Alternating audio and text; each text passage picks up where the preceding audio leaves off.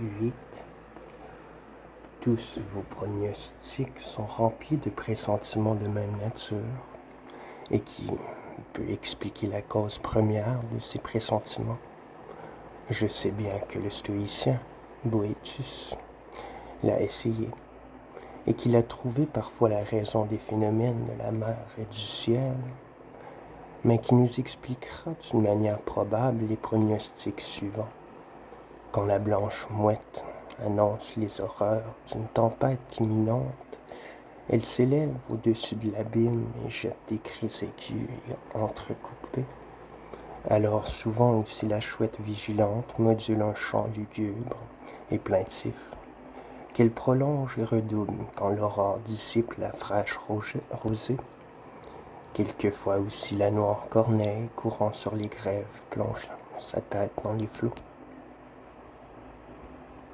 9. Nous savons que ces signes sont presque infaillibles. Pourquoi?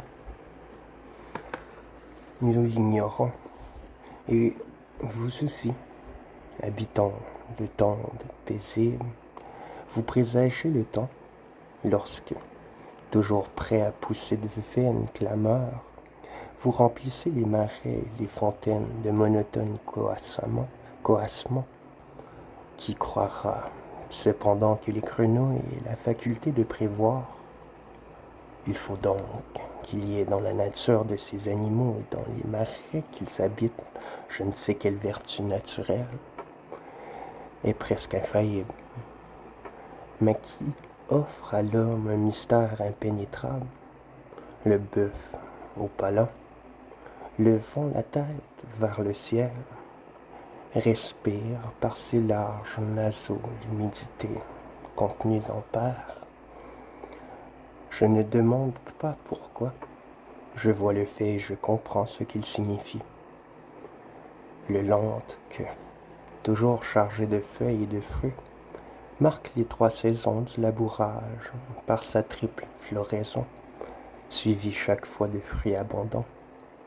Je ne demande pas non plus pourquoi cet arbre seul fleurit 3 fois l'an, et pourquoi sa floraison coïncide exactement avec les diverses raisons du labourage. Il me suffit que la chose soit, bien que j'en ignore la raison, et la remarque que je fais à ce sujet me servira de réponse pour toute espèce de divination. 10.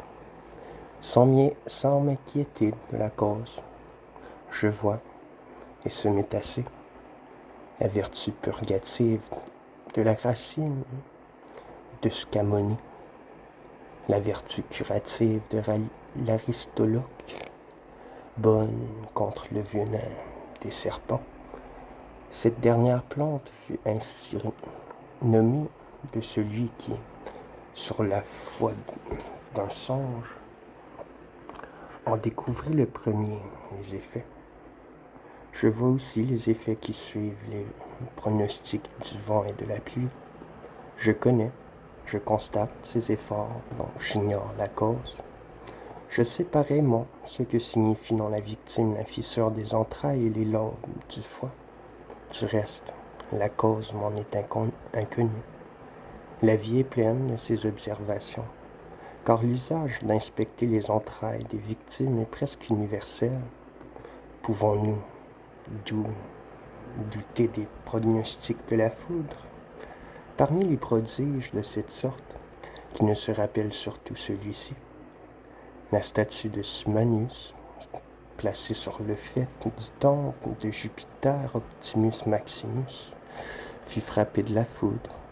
La tête de cette statue, qui était alors en terre cuite, ne se retrouvant pas, les aruspices annoncèrent qu'elle avait été lancée jusque dans le Tibre.